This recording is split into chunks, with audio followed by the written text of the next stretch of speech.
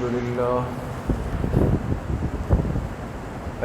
لله نحمده ونستعينه ونستغفره ونؤمن به ونتوكل عليه ونعوذ بالله من شرور أنفسنا ومن سيئات أعمالنا من يهده الله فلا مضل له ومن يضلل فلا هادي له ونشهد أن لا إله إلا الله وحده لا شريك له ونشهد أن سيدنا وسندنا ونبينا ومولانا محمدا عبده ورسوله صلى الله تعالى عليه وعلى آله وأصحابه أجمعين أما بعد فأعوذ بالله من الشيطان الرجيم بسم الله الرحمن الرحيم إن عدة الشهور عند الله 12 شهرا في كتاب الله يوم خلق السماوات والأرض منها 4 حرم ذلك الدين القيم فلا تظلموا فيهن أنفسكم وقال رسول الله صلى الله عليه وسلم أفضل الصيام بعد شهر رمضان شهر الله المحرم وقال رسول الله صلى الله عليه وسلم إن الله جعل الحق على لسان عمر وقلبه صدق الله وصدق رسوله النبي الكريم ونحن على ذلك لمن الشاهدين والشاكرين والحمد لله رب العالمين. درود شریف پڑھیں. اللهم صل على محمد وعلى آل محمد كما صليت على إبراهيم وعلى آل إبراهيم إنك حميد مجيد. اللهم بارك على محمد وعلى آل محمد كما باركت على إبراهيم وعلى آل إبراهيم إنك حميد مجيد. میرے محترم دوستوں، بھائیوں اور بزرگوں، آج اسلامی سال کا آغاز ہے اور ایک نیا اسلامی سال ہماری زندگی میں شروع ہو رہا ہے. اللہ پاک نے اس زمین و آسمان کے بناتے وقت تقسیم فرمائی. ان عدت الشہور عند اللہ 12 شہرا فی کتاب اللہ. جس دن آسمان و زمین کی تخلیق اللہ پاک فرما رہے تھے، اسی دن اللہ پاک نے لوح محفوظ میں یہ بات لکھ دی تھی کہ مہینوں کی تعداد اس انسان کے لیے دنیا میں وہ 12 ہوگی. 12 مہینے ہوں گے. تو 12 مہینوں کی تعین یہ انسانی ذہن یا انسانی سوچ کی ایجاد نہیں، خود اللہ پاک کی تقسیم ہے. البتہ فرق یہ ہے کہ بحیثیت ایک مسلمان ہونے کے اور جناب رسول اللہ صلی اللہ علیہ وسلم کے امتی ہونے کے ہمارے پاس جو تصور ہے، جو ترتیب ہے مہینوں کے اعتبار سے، وہ ہجری تقویم کہلاتا ہے. تقویم کا مطلب ہوتا ہے جسے ہم اپنی زبان میں آج کل کیلنڈر کہتے ہیں. ایک کیلنڈر پورے سال کا بنتا ہے، جیسے 2020 چل رہا ہے تو ہر ساتھی کے پاس اس کی آسانی کے لیے جنوری سے لے کر دسمبر تک کا ایک کیلنڈر ہے، جس کو دیکھ کر ہم اپنے سارے معاملات کو، ترتیبوں کو سہولت کے ساتھ حل کرتے ہیں. یہ کیلنڈر کی ترتیب تقویم کہلاتی ہے عربی میں. اسی طریقے سے اس امت کو ایک تقویم دی گئی ہے اور وہ تقویم سن ہجری کی ہے. اسلامی سال کی تقویم ہے، اور ہمارے اسلامی سال کے مہینے بھی کل کتنے ہیں؟ 12 ہیں، اور جو انگریزی سال ہے، عیسوی سال ہے، اس کیلنڈر کے مہینے بھی 12 ہیں۔ اس اعتبار سے تو دونوں برابر ہیں، سن عیسوی بھی اور سن ہجری بھی۔ لیکن فرق میرے دوستوں بزرگوں یہ ہے کہ سن عیسوی کا تصور یہ عیسائیت سے رائج ہوا ہے۔ حضرت عیسیٰ علی نبینا وعلیہ الصلاۃ والسلام کے جو ماننے والے ہیں، ان کے جو پیروکار ہیں، انہوں نے جس تقویم کو ایجاد کیا ہے وہ سن عیسوی کہلاتا ہے، جسے ہم انگریزی سال کہتے ہیں۔ اور اس کے مقابلے میں ایک مسلمان کی زندگی میں جو تقویم ہے وہ سن ہجری کہلاتا ہے، جسے ہم اسلامی سال کہتے ہیں۔ آج جس سال کا آغاز ہو رہا ہے وہ سن عیسوی نہیں بلکہ سن ہجری ہے، ایک نئے ہجری سال کا آغاز ہو رہا ہے، 1442 کا۔ ہر مسلمان آج اپنے سارے معاملات، چاہے وہ جس قسم کے بھی ہوں، ہم اس کو سن عیسوی کے ساتھ جوڑ دیتے ہیں، اس لیے کہ ایک چیز رائج ہو گئی، لوگ اس کو پہچانتے ہیں، یاد کرتے ہیں، لکھتے ہیں، محفوظ کرتے ہیں۔ لیکن ایک افسوسناک صورتحال ضرور پیدا ہوئی اس امت کے لیے کہ ہم اپنے ہجری سال اور ہجری مہینوں سے تقریباً ناواقف ہو گئے، الا ماشاء اللہ ہی کوئی ایسا جڑا ہوا مسلمان ہو، فکر مند ہو، کہ جو اپنے اسلامی سال کے 12 مہینوں کو محفوظ رکھے۔ بلکہ اب تو ہمارے بچوں کو، ہمارے نوجوانوں کو اسلامی 12 مہینوں کے نام بھی یاد نہیں ہوتے، ترتیب کا علم بھی نہیں ہوتا کہ مہینہ پہلا کون سا ہے، آخری کون سا ہے۔ ایک رمضان میں جا کر چونکہ ایک ماحول بنتا ہے، چلو بھئی رمضان آ گیا، پھر عید مناتے ہیں تو عید آ گئی، پھر بقرعید آ گئی تو وہ آ گئی، بس۔ تو ہجری سال سے ناواقفیت ہو گئی۔ اس اعتبار سے میرے دوستوں بزرگوں، ہمارے علماء نے لکھا ہے کہ ایک مسلمان کو کم سے کم اپنے آپ کو اسلامی تاریخ اور اسلامی مہینے سے واقف رکھنا ضروری ہے، اور آپ حضرات کے علم میں ہوگا اور ہونا چاہیے۔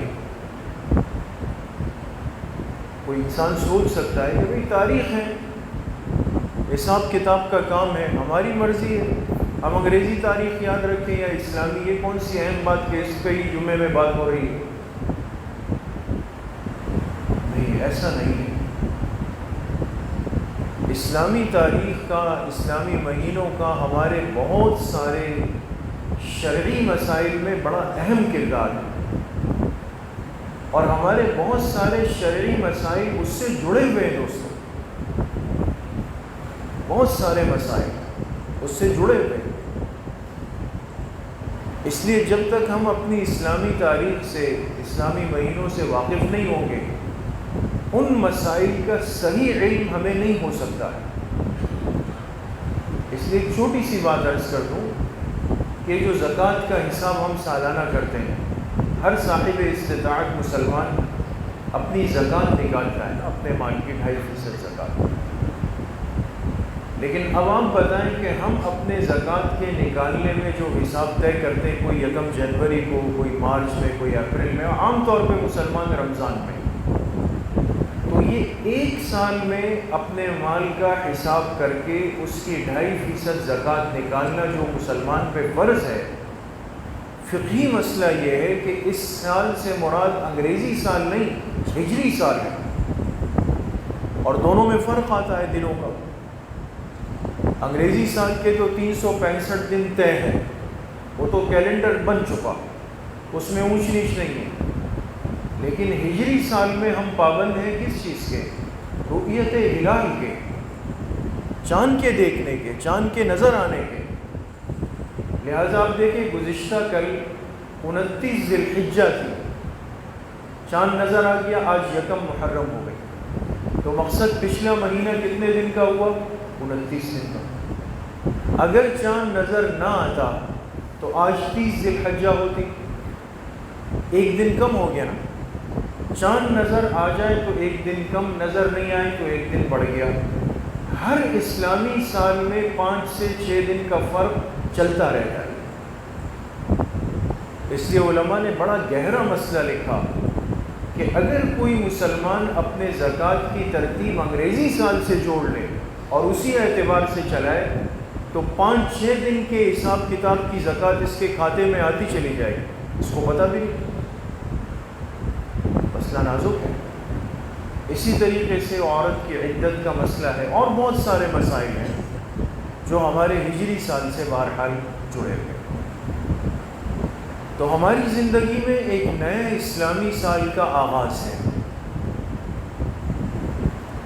ایک سال گزرا، نیا سال شروع ہوا۔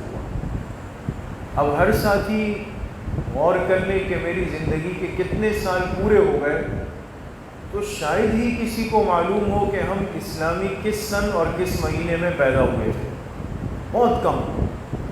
یہ تو یاد ہے کہ بھئی اکتوبر کا مہینہ تھا، دسمبر کا تھا، مارچ کا تھا، 1990 تھا، 1985 تھا، یہ تو یاد ہے۔ لیکن کمال تو یہ ہوگا نا کہ کوئی مسلمان یہ کہے کہ مجھے اپنا اسلامی سن بھی یاد ہے کہ 1400 فلاں کے فلاں مہینے کی فلاں تاریخ کو میں پیدا ہوا تھا۔ تو اس چیز کی اہمیت بہرحال بہت ضروری ہے، اور چونکہ ہم ایک امت ہے، دین اسلام سے ہماری نسبت ہے، حضور علیہ السلام سے ہمیں نسبت بھی ہے، محبت بھی ہے، عشق بھی ہے، تو اپنی زندگی کا کم از کم اتنا رشتہ ضرور ان چیزوں سے آج جوڑنا ضروری ہے کہ ہم اپنی اسلامی تاریخ سے واقف رہیں۔ دوسری اہم بات میرے دوستوں بزرگوں یہ ہے کہ یہ محرم الحرام کا مہینہ ہے اور احترام والا مہینہ ہے۔ اس کے ساتھ جو لفظ حرام لگتا ہے، محرم الحرام، اس حرام کا وہ مطلب نہیں ہے جو عام طور پہ ہم اپنی سوچ کے اعتبار سے لیتے ہیں کہ بھئی فلاں چیز جائز ہے، فلاں چیز حرام ہے، وہ الگ ہے۔ عربی زبان میں جب محرم کے مہینے کے ساتھ الحرام کا لفظ آئے تو اس کے معنی ہوتے ہیں وہ مہینہ جو لائق احترام ہے، احترام والا مہینہ ہے۔ ہمارے ذہن میں، امت مسلمہ کے ذہن میں اس مہینے کے داخل ہونے کے بعد کتنی چیزیں آتی ہیں، ایک ماحول بنتا ہے، چیزوں کو ہم دیکھتے ہیں، سنتے ہیں، کچھ بھی ہوتا ہے۔ لیکن ایک بات میرے دوستوں بزرگوں یاد رکھیں کہ امت کے لیے اللہ پاک نے اس محرم کے مہینے کو حرمت والا مہینہ فرمایا، احترام والا۔ منہا اربعۃ حرم، یہ قرآن کریم کہہ رہا ہے سورہ توبہ میں۔ سال کے 12 مہینے اللہ پاک نے بنائے، اللہ نے بنائے، محرم سے لے کر ذوالحجہ تک، اور پھر منہا اربعۃ حرم، ان 12 میں سے 4 مہینے ایسے تھے کہ جس کو اللہ پاک نے اپنی طرف سے ایک خاص احترام عطا کیا، خاص احترام کیا۔ ورنہ سال کے 12 مہینے ہر دن قابل احترام ہے، یہ نہیں کہ 4 مہینے انسان بن کے رہے اور باقی 8 مہینے انسانیت کو بھول جائے، ایسا تو نہیں ہے۔ بات کو سمجھنا پڑتا ہے۔ اب آپ قرآن کریم پڑھیں خود سے اور آپ کو یہ آیت ملے منہا اربعۃ حرم، کہ سال کے 12 مہینوں میں 4 مہینے ایسے ہیں جو قابل احترام ہیں، ترجمے میں یہ لکھا ہوا ہے۔ تو اب اگر آپ اپنے ذہن پہ زور ڈالیں گے تو سمجھ نہیں آئے گا کہ جب اللہ نے مہینے 12 بنائے اور سب اللہ کے بنائے ہوئے ہیں، ہر دن اللہ پاک کا ہے، تو ان میں سے 4 مہینے قابل احترام ہیں، تو باقی 8 میں کیا ہوگا؟ کیا اس میں بے احترامی ہوگی، بے اکرامی ہوگی، لوگوں کے حقوق مارے جائیں گے؟ اب دیکھیں یہ وہ مقامات ہوتے ہیں جس سے ایک مسلمان کو احساس ہوتا ہے اور احساس ہونا چاہیے کہ اللہ کی کتاب کلام اللہ قرآن کریم وہ کتاب ہے کہ جو ایک مسلمان کو سمجھنی پڑتی ہے۔ صرف ترجمے سے، صرف لغت سے، صرف کسی کتاب کو دیکھ کر انسان قرآن کو نہیں سمجھ سکتا دوستو۔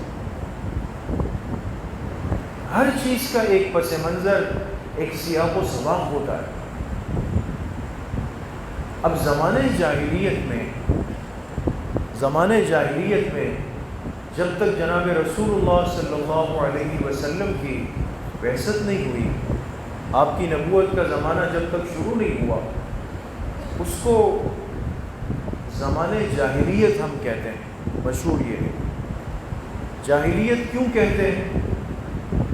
جاہلیت میرے دوستوں بزرگوں یاد رکھیں، اس لیے نہیں کہتے کہ ان کے پاس الفاظ کی تعلیم نہیں تھی، یا وہ کچھ بولنے پہ قادر نہیں تھے، یا بالکل ان پڑھ، بالکل زیرو لوگ تھے، ایسا نہیں۔ وہ زمانے جاہلیت کے لوگ بھی فصاحت و بلاغت میں اتنے اعلیٰ درجے کے تھے کہ ایک ایک مجلس میں مجلس لگتی تھی کسی موضوع پر، اور ایک آدمی کھڑا ہوا، اپنے گھوڑے کی تعریف شروع کی، گھوڑے کی جو ایک جانور ہے، اور اسی مجلس میں فی البدیع، ایسا نہیں کہ پہلے سے کوئی بنایا ہوا، وہیں پہ فی الفور فی البدیع کھڑے ہو کر اس نے اپنے گھوڑے کی تعریف میں 100 اشعار کہہ دیے۔ یہ جاہلیت کے عرب ہے۔ وہ بیٹھ گیا، دوسرا کھڑا ہوا، اس نے اپنے گھوڑے کی تعریف کی کہ وہ ایسا ہے، اس رنگ کا ہے، ایسا دوڑتا ہے، یہ نام ہے۔ دوسرا کھڑا ہوا، اس نے اپنے گھوڑے کی تعریف شروع کی، اسی مجلس میں اس نے 200 اشعار پڑھ لی۔ یہ ایک مثال ہے۔ کبھی ایک محبوبہ فرض کر لیتے، حقیقت کوئی نہیں، خیالی محبوبہ کہ فلاں میری محبوبہ ہے، اس کی تعریف میں اشعار شروع ہو گئے اور پورے دیوان اور قصیدے تیار ہو گئے۔ تو سمجھ میں آ گئی یہ بات کہ جاہلیت کا یہ مطلب نہیں ہے کہ وہ بولنے پر قادر نہیں تھے، فصاحت اور بلاغت میں تو اتنے اعلیٰ تھے، لیکن جاہلیت اس لیے کہا گیا کہ اللہ پاک نے انسان کو اس دنیا میں جینے کا جو سلیقہ اور ڈھنگ سکھایا ہے، اور دوسرے انسان کے ساتھ رہنے کی جو ترتیب بتائی ہے، اس سے ناواقف ہو گئے تھے، لہذا طاقتور کمزور کو دبا رہا ہے، رنگ و نسل حسب نسب کی بنیاد پہ فخر ہو رہا ہے، خاندان کی بنیاد پر، برادری اور قوم کی بنیاد پر ایک دوسرے کا قتل عام کر رہے ہیں۔ چھوٹی سی بات مزاج کے خلاف ہوئی، اس پہ برسوں تک جنگیں چل رہی، جاہلیت کہلائی، اس لیے کہ انسانیت کے طور طریقوں سے واقف نہیں تھے، لوٹ مار ہے، جو آدمی راستے سے گزر رہا ہے اس کی سواری لوٹ لی، اس کے اسباب لوٹ لیے، سب چل رہا تھا۔ اور پھر اس میں سے انہوں نے خاص طور پہ بعض مہینے ایسے تھے کہ جس میں اس زمانے میں لوگ حرم شریف بیت اللہ کے لیے آتے تھے، اس لیے کہ طواف، حج کا جو طریقہ ہے، حج کا جو معاملہ ہے، ایک تو اس امت کو حج کا طریقہ بتایا گیا، لیکن حج بیت اللہ تو حضرت ابراہیم علیہ السلام کے زمانے سے چل رہا ہے۔ زمانے جاہلیت میں بھی لوگ آ کے طواف کرتے تھے، اپنی ترتیب پر حج کرتے تھے، یہ سب چیزیں چل رہی تھی، غلط سلط چل رہی تھی لیکن چل رہی تھی۔ اب جو لوگ حج کے قافلے آتے تھے اس زمانے میں، یہ جا کے ان سے بھی لوٹ مار کرتے تھے، ان کی سواریاں چھین لیتے تھے، ان کی عورتوں کے زیورات چھین لیتے تھے۔ یہ 4 مہینے وہ خاص مہینے تھے کہ جس میں مکہ مکرمہ کے لیے پوری دنیا سے قافلے آتے تھے، اور ان آنے والوں کی بڑی بے اکرامی، بڑی بے عزتی ہوتی تھی۔ اس معاشرے کے ذہن کو صاف کرنے کے لیے کہ وہ جاہلیت کی خرابی سال کے 12 مہینوں میں سب سے زیادہ کن مہینوں میں پائی جاتی تھی؟ ان 4 مہینوں، 4 مہینوں میں بہت زیادہ، ذوالقعدہ، ذوالحجہ محرم، یہ 3 مہینے تو ایک ساتھ ہو گئے، ذوالقعدہ ذوالحجہ محرم یہ 3 مہینے، اور پھر رجب وہ الگ جا کر سال کے بیچ میں آتا ہے۔ ان 4 مہینوں میں چونکہ یہ معاملات بہت خراب ہوتے تھے، اس لیے اللہ پاک نے خاص طور پہ ان مہینوں کی نشاندہی فرمائی کہ باقی مہینے تو مگر حال جیسے بھی تھے اس میں یہ صورتحال نہیں تھی، ان 4 مہینوں میں تم حد سے نکل گئے، تم نے بہت زیادہ انسانیت کے حقوق پامال کر دیے، ان کو خاص طور پہ اس کی نشاندہی ہوئی کہ منہا اربعۃ حرم، ان 12 مہینوں میں 4 مہینے احترام والے ہیں، حرمت والے ہیں، ذالک الدین القیم، اور دیکھو یہ مضبوط دین ہے جو تمہیں دیا جا رہا ہے، فلا تظلموا فیہن انفسکم، ان مہینوں میں خاص طور پہ اپنی جانوں پہ ظلم نہیں کرنا، یہ اللہ پاک کا حکم ہے۔ تو ان حرمت والے 4 مہینوں میں ایک مہینہ کون سا بھی ہے دوستو؟ محرم کا مہینہ، جو آج شروع ہو رہا ہے اس سال کا، 1 محرم الحرام ہے۔ ایک مسلمان ہونے کی حیثیت سے، امتی ہونے کی حیثیت سے، ہمیں کم سے کم اپنے دین کا اتنا بنیادی علم تو ہو کہ محرم کے آنے کا کیا مطلب ہے، اور اس کے آنے کے بعد ایک مسلمان کو کیا کرنا ہے، ہمارے لیے اس مہینے میں کرنے کا کام کیا ہے، بچنے کے کام کیا ہے، احتیاط کے کام کیا ہے، یہ بھی ہمارے علم میں ہے۔ ہم اپنے ماحول سے، چیزوں سے، سنی سنائی باتوں سے اتنا جلدی متاثر ہونے لگے کہ جس نے جو چیز کان میں کہہ دی تو اس کو من وعن قبول کی، ایک چیز سالوں سے دیکھتے ہوئے آ رہے ہیں، سالوں سے۔ اب مسلمان یہ سمجھتا ہے کہ شاید محرم کا مطلب یہی ہے جو مجھے نظر آ رہا ہے۔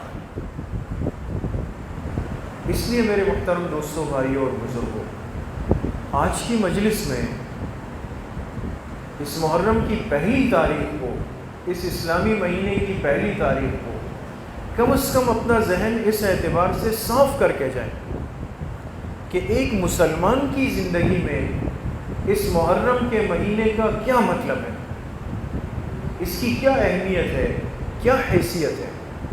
ظاہر سی بات ہے کہ یہ مہینہ تو آپ نے ابھی سنا جب بات ہم نے شروع کی کہ اللہ پاک نے 12 مہینے کب سے پیدا فرمائے؟ جب سے آسمان و زمین بنے نا۔ کوئی ایسا تو نہیں کہ یہ 12 مہینے واقعہ کربلا کے بعد شروع ہوئے۔ واقعہ کربلا تو سن 61 ہجری میں پیش آیا۔ سن 61 ہجری میں جب جناب رسول اللہ صلی اللہ علیہ وسلم کو دنیا سے تشریف لے جائے ہوئے 51 سال ہو چکے تھے۔ یہ تو معاملات بعد کے ہیں، وہ قربانیاں تو 51 سال بعد کی ہیں، وہ شہادتیں تو بعد کی ہیں۔ محرم کا تصور، اس کے احترام کا تصور، اس مہینے کے احکامات، اس کا ایک مسلمان کی زندگی میں کردار، یہ تو اس سے صدیوں پہلے کا ہے، ہزاروں پہلے کا ہے۔ لیکن جب حضور علیہ السلام کی بعثت ہوئی، آپ تشریف لائے، آپ علیہ السلام نے اس مہینے سے متعلق کچھ باتیں امت کو واضح فرمائی۔ ہمیں ان چیزوں کو لینا ہے جو ہمیں ہمارے آقا اور محبوب سے مل جائے گی، ہم تو اسی کو لیں گے نا جو آقا دو جہاں، محبوب کبریا، سرکار دو عالم صلی اللہ علیہ وسلم کی زبان اقدس سے جو چیز ہمیں ملے گی ہم تو اس کو قبول کریں گے۔ تو اس مہینے میں آپ علیہ السلام کا کوئی خاص عمل، کوئی خاص تبدیلی، بعض چیزیں میرے دوستوں بزرگوں وہ سمجھنے کی۔ ایک بات تو یہ ہے کہ حدیث مبارکہ میں، مسلم شریف میں صحیح روایت ہے، آپ علیہ السلام نے ارشاد فرمایا، افضل الصیام بعد شہر رمضان شہر اللہ المحرم۔ فرمایا رمضان کے مہینے کے روزوں کے بعد سب سے افضل روزے وہ محرم کے مہینے ہیں۔ یہ حدیث سے بات آپ علیہ السلام نے واضح فرمائی۔ رمضان کے روزے تو سب سے افضل ہیں، وہ تو فرض ہے، اس میں کوئی کلام نہیں، لیکن اس مہینے کے بعد فرمائے سب سے افضل روزے ایک مسلمان کے لیے وہ کس مہینے کے ہیں؟ محرم کے۔ افضل الصیام بعد شہر رمضان شہر اللہ المحرم۔ اور خود آپ علیہ السلام نے، صحابہ نے، ازواج مطہرات نے، امہات المومنین نے، ان تمام ہستیوں نے اس ماہ محرم میں کثرت سے روزوں کا اہتمام کیا ہے۔ پورے مہینے میں یکم تاریخ شروع ہونے کے بعد اس مہینے کے اختتام تک جب بھی موقع ملا آپ علیہ السلام نے کثرت سے اس مہینے میں روزے رکھے۔ یہ سب نفلی روزے کہلائیں گے۔ تو ایک عمل تو ہمیں جو منتقل ہوا اس مہینے میں وہ کیا ہے؟ وہ روزہ رکھنے کا ہے۔ ہم جتنا کثرت سے نفلی روزے رکھیں گے واقعی ہم اس مہینے کا احترام کرنے والوں میں، سنت پر عمل کرنے والوں میں شامل ہیں۔ اب ہمارے لیے تو بہت آسان ہے، 13، 14، 15 اسلامی تاریخ کے جو روزے ہوتے ہیں ہر مہینے کے، 13 تاریخ، 14، 15 وہ کیا کہلاتے ہیں روزے؟ کوئی بتا سکتا ہے؟ ایام 20 کے روزے کہلاتے ہیں، ایام 20 کے افضل سنت ہے سب سے روزوں میں۔ تو اگر اس مہینے میں ایام 20 کے روزوں کا اہتمام ہو جائے، اس کا مستقل اجر، محرم کے روزوں کا مستقل اجر، اسی طرح پیر جمعرات کے روزے ہیں، نفلی روزے ہیں۔ ایک عمل تو یہ ہے۔ دوسری بات پھر خاص طور پہ عاشورہ یعنی 10 محرم الحرام کا روزہ ہے۔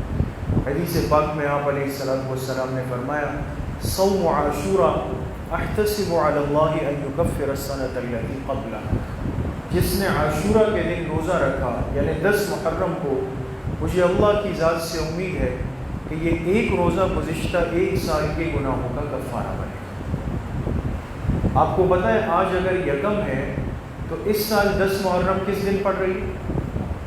آنے والی اتوار کو۔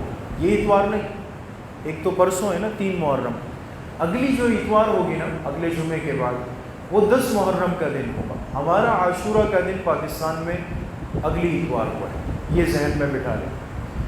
پھر اس کے ساتھ ساتھ روایات موجود ہے، ہر سال آپ حضرات سنتے بھی ہیں کہ آپ علیہ السلام جب مدینہ طیبہ آئے، تشریف لائے، ہجرت فرمائی، دیکھا یہود چونکہ مدینہ میں ان کی بڑی آبادی تھی، وہ بھی 10 محرم کا روزہ رکھتے ہیں عاشورہ کا۔ آپ بڑے حیران ہوئے، ان سے پوچھا، انہوں نے فرمایا ہم تو تشکر کے طور پہ، شکر کے طور پہ رکھتے ہیں، اس لیے کہ یہ وہ دن ہے جس دن ہمارے پیغمبر حضرت موسیٰ علیہ السلام کو اللہ نے فرعون سے نجات دی، تو بطور شکر کے ہم نفلی روزہ رکھتے ہیں۔ آپ نے فرمایا اگر یہ رکھتے ہیں تو ہمارا تو رشتہ موسیٰ علیہ السلام سے ان سے زیادہ قریب ہے، ہمارا تو ان سے زیادہ تعلق ہے، اگر یہ بطور شکر رکھتے ہیں تو ہم زیادہ لائق ہے کہ ہم رکھیں۔ لیکن اب مسئلہ یہ تھا کہ 10 محرم کو یہود بھی روزہ رکھتے ہیں، 10 محرم کو مسلمان بھی۔ آپ نے فرمایا اس مشابہت سے بچنے کے لیے اگر میں اگلے سال تک حیات رہا اس دنیا فانی میں، لَأَصُومَنَّ الْيَوْمَ التَّاسِعَ، فرمایا میں اس کے ساتھ 9ویں دن کا یعنی 9 محرم کا روزہ جوڑ دوں گا تاکہ یہ مشابہت بھی ختم ہو جائے۔ لہٰذا علماء نے لکھا سنت یہ ہے کہ انسان اگر یہ نفلی روزے رکھے تو 2 دن کے رکھے، 9 اور 10 محرم، اور اگر کسی سے 9 کا رہ جائے تو پھر 11 کو رکھ کر اس کی تلافی کر سکتا ہے۔ 2 باتیں ہو گئی۔ تیسری اور آخری بات، مشکات شریف میں ایک روایت ہے، اس کی صحت پر اگرچہ کلام ہے، لیکن ہمارے محدثین نے لکھا کہ جب جب ہم نے اس کو آزمایا، اِنَّا قَدْ جَرَّبْنَاهُ فَوَجَدْنَاهُ كَذَلِكَ، ہم نے حضور علیہ السلام کی اس روایت کو جب آزمایا اسی طرح پایا۔ وہ کیا ہے کہ آپ نے فرمایا مَن وَسَّعَ عَلَىٰ عِيَالِهِ يَوْمَ عَاشُورَىٰ وَسَّعَ اللَّهُ عَلَيْهِ سَائِرَ السَّنَةِ، جو آدمی عاشورہ کے دن اپنے گھر والوں پہ وسعت کر لے، کشادگی کر لے، اللہ اس پہ پورا سال وسعت فرما دیتا ہے۔ یہ ایک عمل سامنے آ گیا، اپنے گھر والوں پر، علی عیالہ، اپنے گھر والوں پر، بیوی بچوں پر، جو آپ کے گھر میں وہ مراد ہے یہاں پہ 10 محرم کو انسان روزہ بھی رکھے، پھر افطاری کا خوب اہتمام کرے، کھانے کا اہتمام کرے، بیوی بچوں پہ خرچ کرے، ان کو خرچہ دے، اس سنت پر بھی عمل ہو جائے۔ یہ وہ اعمال ہے جو اس محرم الحرام کی نسبت سے ہمیں دیے گئے اور یہ مسنون اعمال ہے۔ اللہ پاک مجھے بھی آپ سب کو صحیح عمل کی توفیق نصیب فرمائے۔ وآخر دعوانا